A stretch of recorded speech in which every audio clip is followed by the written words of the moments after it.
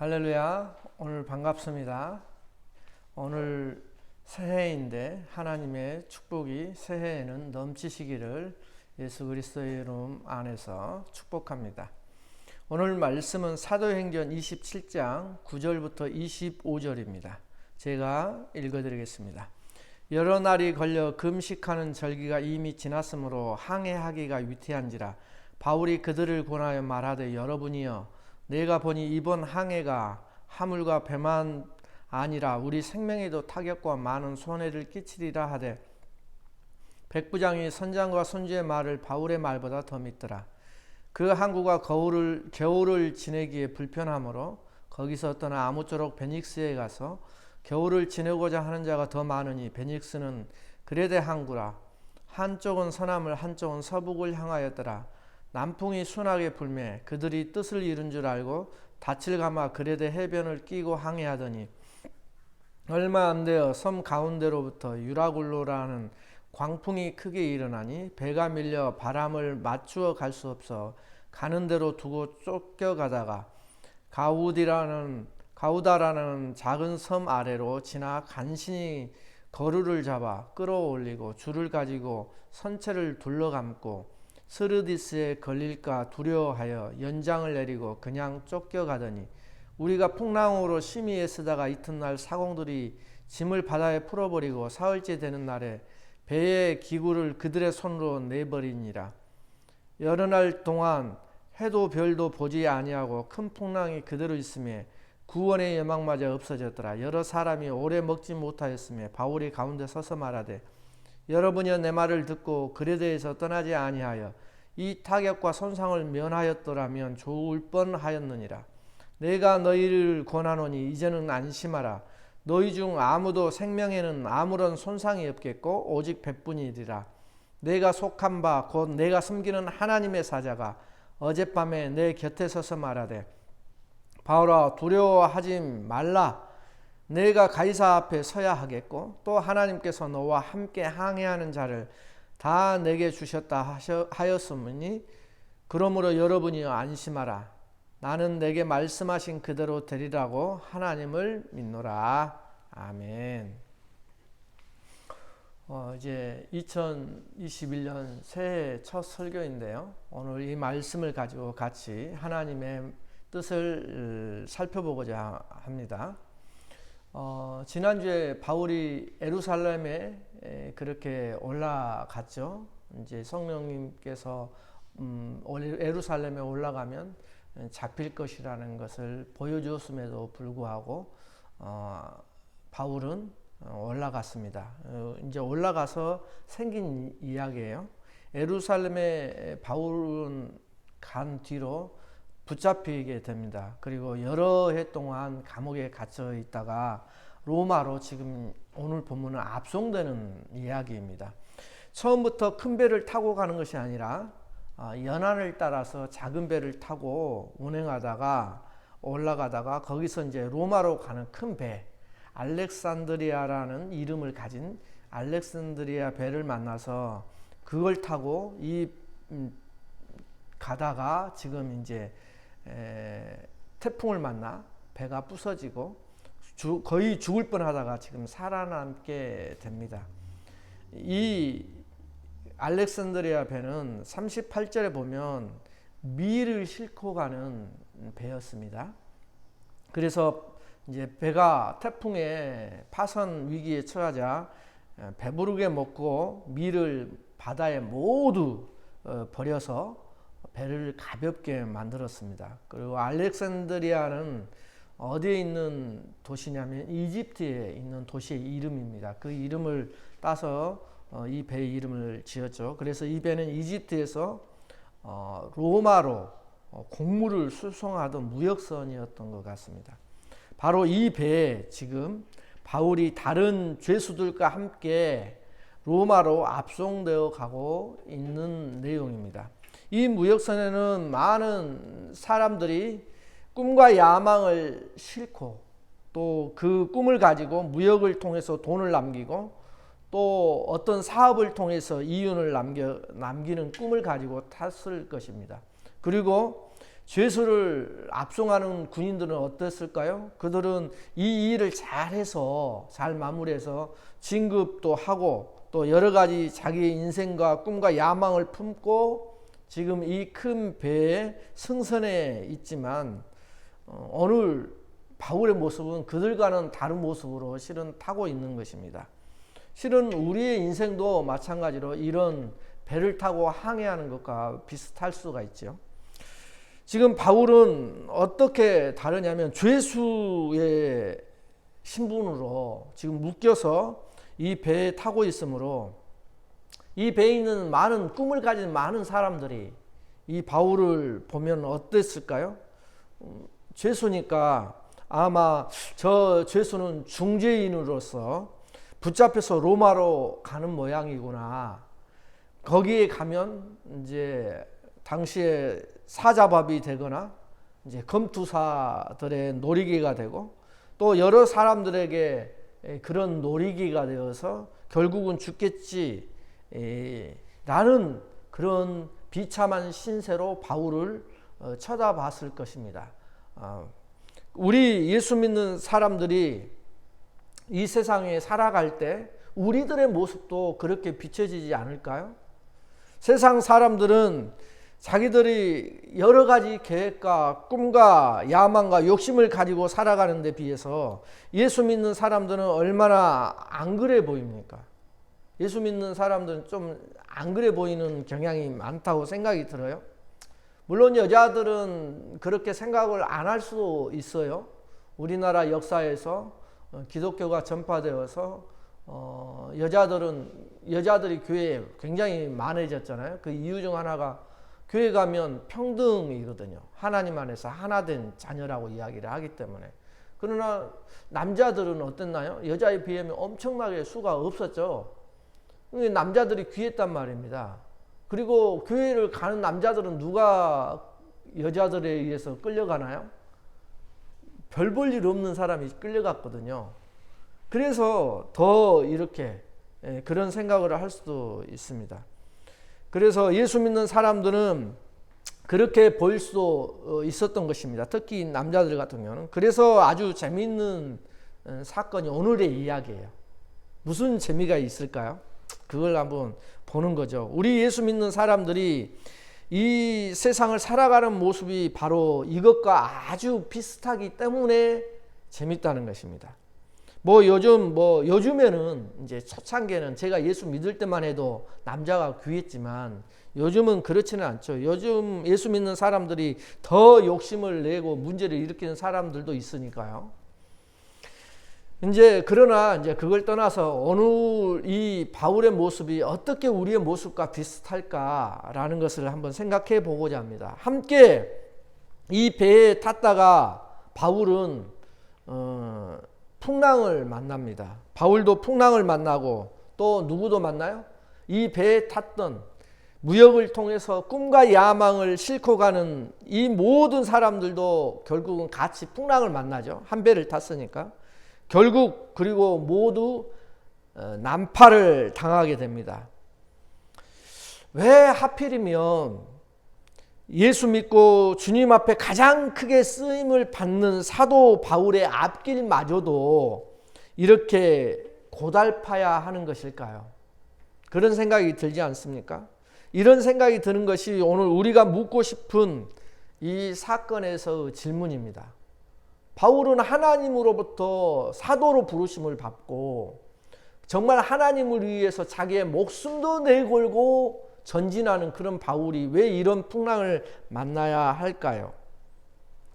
세상 사람들이야 자기 욕심대로 살려고 하고 자기 꿈과 야망에 미쳐 있으니까 풍랑을 만나서 난파당하고 혹 빠져 죽는다 해도 하나님이 보기에는 그런 사람들은 그럴 수 있고 또 그럴 것이 자기 욕심대로 사는 것이니까 그렇게 되더라도 싸다고 생각하지만 사도 바울은 우리가 입에 침이 마르도록 칭찬을 해줘도 시원찮은데 왜 예수님을 위해서 죽음까지도 불사하는 그 바울의 앞길이 이렇게 어려워야만 하는가 하는 것이죠. 지금 사도 바울을 통해 우리가 깨달아야 할 것, 볼 수 있는 것은 무엇인가요? 세상 사람들보다 훨씬 못한 대접을 지금 사도 바울은 받고 있을 뿐만 아니라, 왜? 제수의 신분으로 탔으니까. 보호조차도 받지 못하는 삶을 살아가야 하고, 거기에다가 세상 사람들이 겪는 이 인생의 풍랑을 같이 겪어야 한다는 사실이에요. 똑같이. 거기에서 면제되는 것이 아니라. 그래서 이러한 사실들 때문에 예수 믿는 우리에게도 눈물이 있고 한숨이 있을 수밖에 없다는 사실을 이야기하고 있습니다. 예수 믿으면 밤낮 찬송만 하고 하늘만 쳐다보고 사는 게 아니죠. 행복만 있는 것이 아니죠.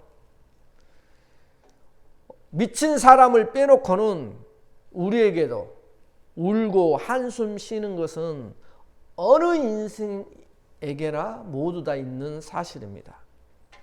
왜일까요? 처음에는 바울이 죄인으로 배를 탔을 때 죄인의 신분이니까 이 백부장이 군인 신분을 이야기를 하는 거예요. 이 백부장이 사도 바울에 대해서 상당히 처음에는 호의를 갖고 있었습니다. 3절에 보면 백부장이 바울에게 친절하게 하여 친구들에게 가서 대접받음을 허락을 합니다. 그러나 그 이상은 아니었죠. 오늘 본문의 10절부터 11절에 보면 이렇게 이야기를 합니다. 바울이 그들을 권하여 말하되 여러분이여 내가 보니 이번 항해가 하물과 배만 아니라 우리 생명에도 타격과 많은 손해를 끼치리라 하되 백부장이 선장과 선주의 말을 바울의 말보다 더 믿더라. 근데 바울의 말을 처음에는 안 믿어요. 백부장이. 그러니까 선장과 선주의 말을 더 믿죠.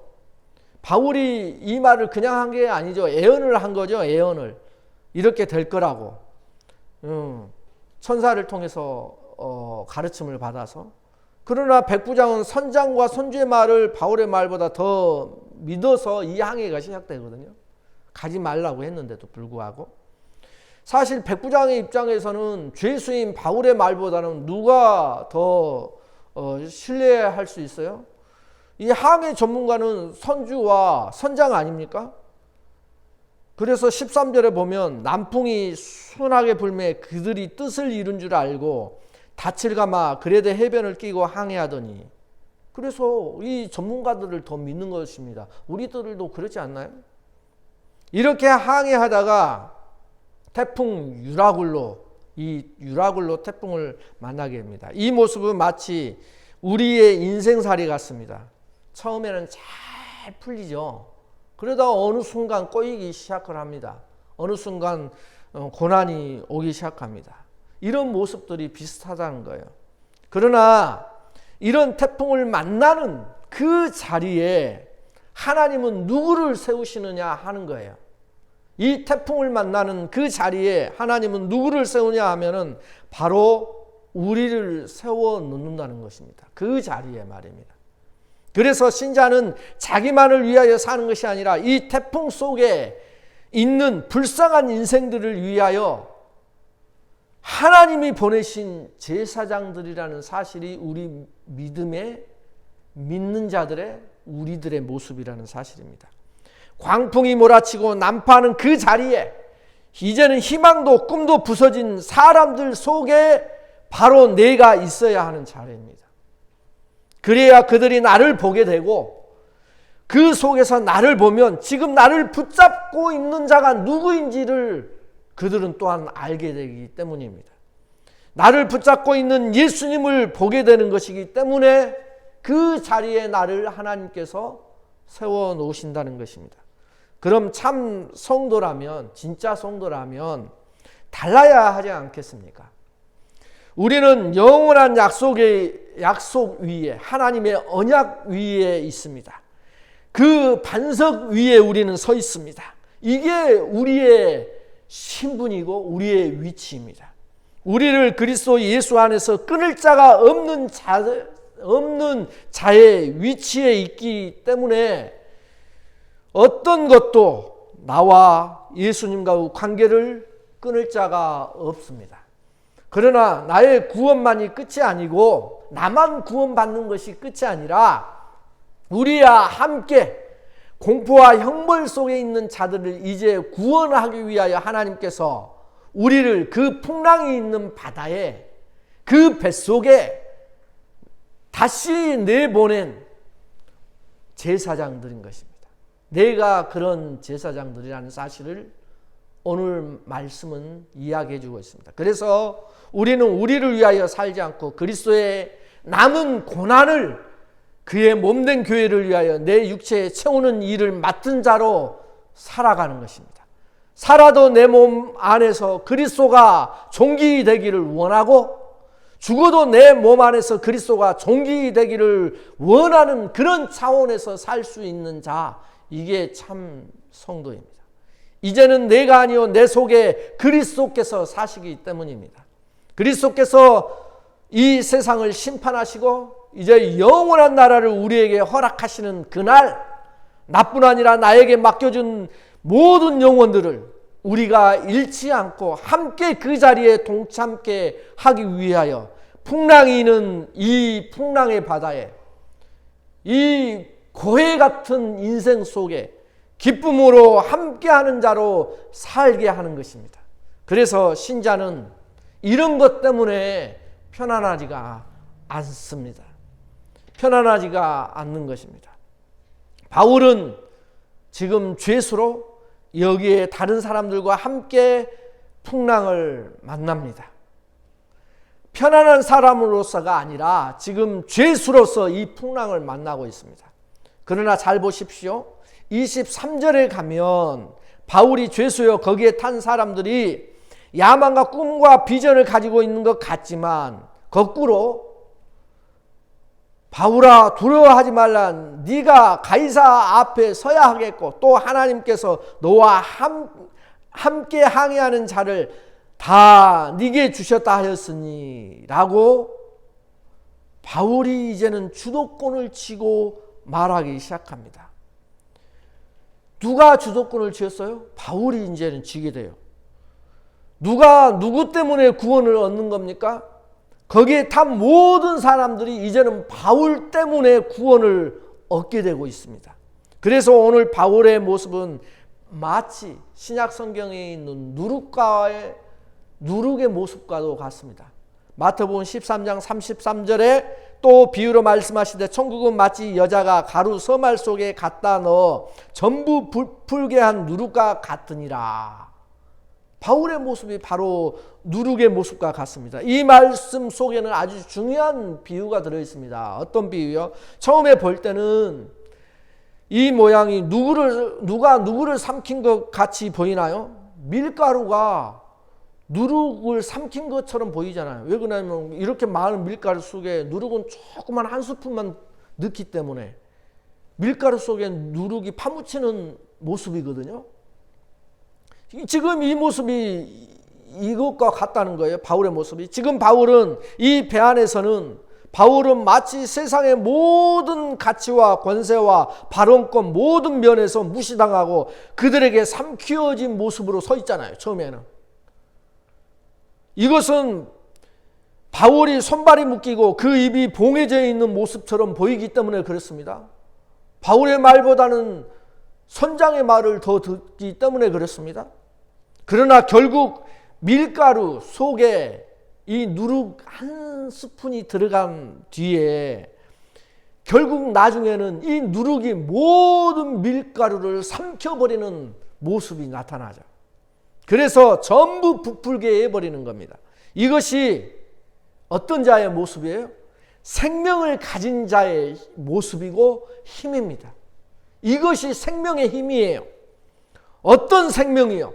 요한일서 5장 12절에 이렇게 말씀합니다. 어떤 생명인지 아들이 있는 자에게는 생명이 있고 하나님의 아들이 없는 자에게는 생명이 없느니라. 어떤 생명이에요?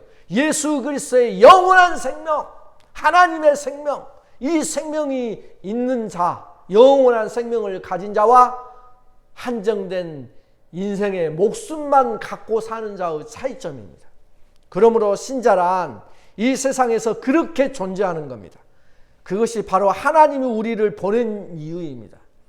그래서 내가 지금 이 땅, 이 가족 속에 또 이 교회 위에, 또 내가 서 있는 직장 위에 서 있고, 내가 현재 있는 그곳이야말로 모두를 치유할 수 있는 유일한 근거가 되고 힘이 공급되는 것이고 하나님의 은혜와 사랑과 긍휼이 공급되는 생명줄이 되는 겁니다. 그런데 우리는 무엇을 안 했다는 겁니까? 무엇을 안 했다는 거예요? 바로 그 누룩의 역할을 안 했다는 겁니다. 참으로 믿는 사람은, 진짜 신자는 절망과 실패를 만났을 때 그 속에 있는 그리스도의 생명이, 하나님의 생명이 빛을 발하기 시작하는 거예요. 진짜 성도는. 그 마음속에 있는 영원한 약속들이 생수가 되어서 내 옆에 있는 사람들에게 그 생수를 공급하는 은혜의 통로가 되는 것입니다. 이것은 신자가 위기를 만날 때 나타나는 현상이에요.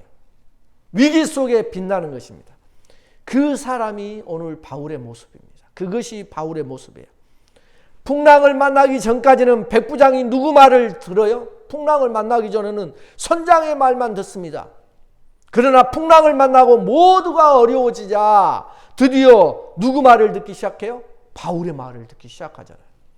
사도행전 27장 30절부터 32절을 보면 사공들이 도망하고자 하여 이물에서 닻을 내리는 채 하고 거룻배를 바다에 내려놓거늘 바울이 백부장과 군인들에게 이르되 이 사람들이 배에 있지 아니하면 너희가 구원을 얻지 못하리라 하니 이에 군인들이 거룻줄을 끊어 떼어 버리니라.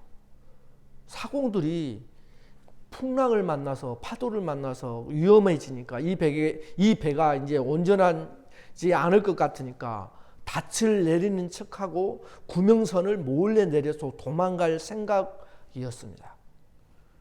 바울이 뭐라고 이때 말합니까? 이 사공들이 도망가 버리면 너희도 다 죽게 되니까 이 사람들을 도망가지 못하게 해라 그랬더니 그 사람들을 도망 못하게 하려고 그 구명선을 매달아 놓은 줄을 끊어버립니다.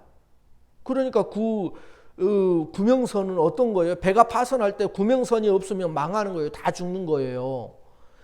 그런 구명선을 잘라서 버려버리는 거예요. 파도 속에 떠내려가 버리게끔.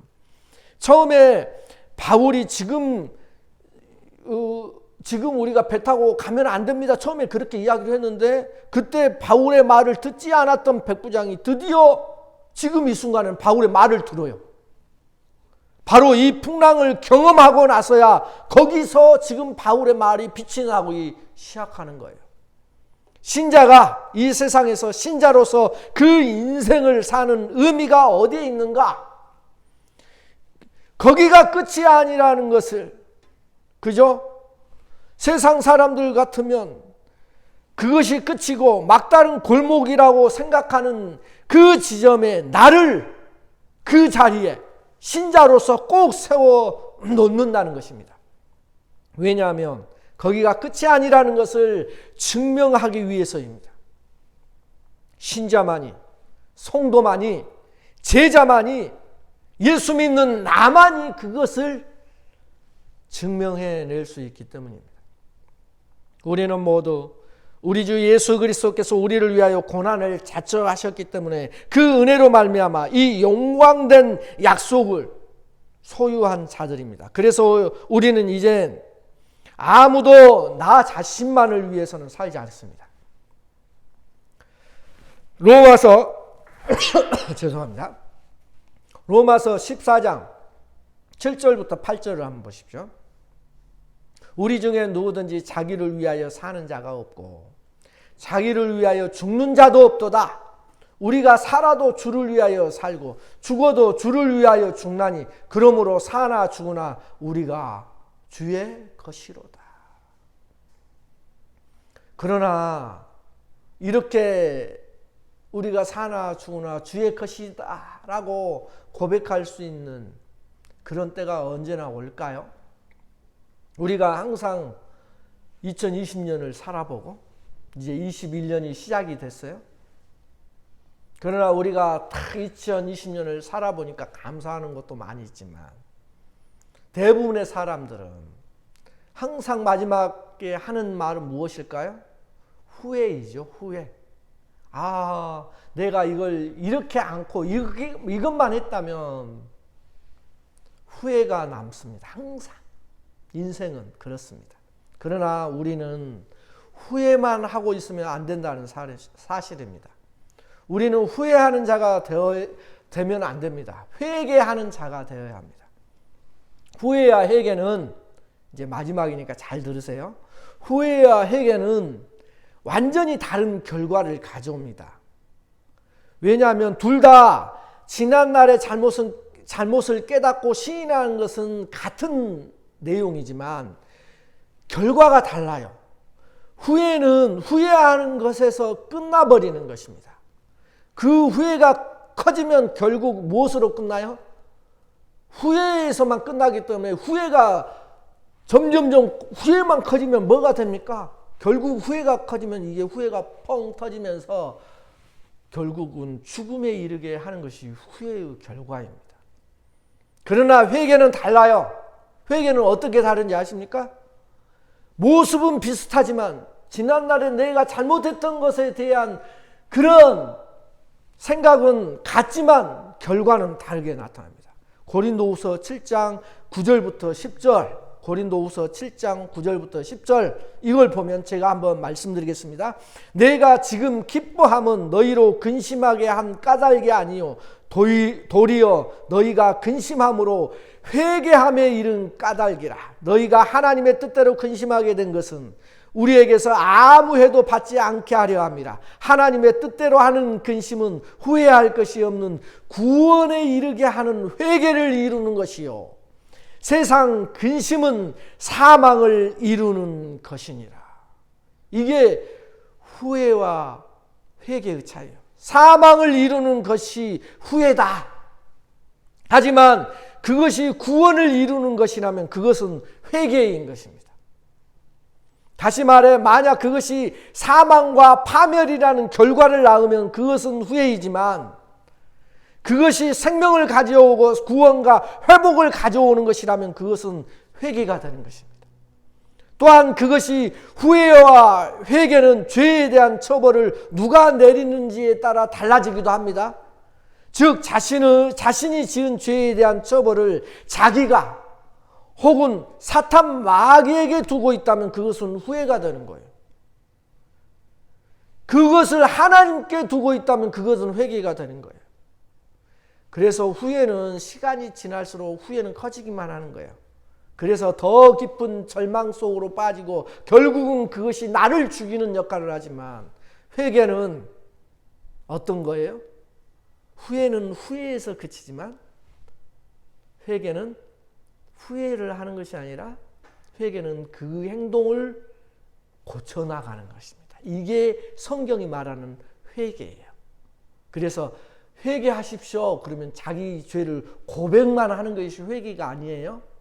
고백하고 이제는 다시 그렇게 살지 않기 위해서 노력하는 거예요. 행동을 그렇게 하는 거예요. 예수님께 내 마음을 완전히 바꾸는 거예요. 그리고 그렇게 걸어가는 거예요. 그러므로 회개는 회복으로 가는 것이 회개예요. 그래서 우리는 후회만 하고 있으면 안 될 것입니다. 2021년 새해에는 회개의 자리로 가야 될 것입니다. 그러면 우리를 향한 하나님의 마음은 어떤 마음을 가질까요? 베드로후서 3장 9절 마지막으로 제가 읽어드리고 마치겠습니다. 오직 주께서는 너희를 대하여 오래 참으사 아무도 멸망하지 아니하고 다 회개하기에 이르기를 원하시느니라. 할렐루야. 하나님은 우리를 후회하는 인생이 아니라 회개하는 인생이 되기를 원하신다고 말씀하십니다. 우리 모두 2021년도에 회개하는 성도로서 우리가 하나님의 모습, 하나님이 원하는 자리에 다 함께 가시기를 예수 그리스도의 이름으로 축원합니다. 감사합니다. 기도하겠습니다.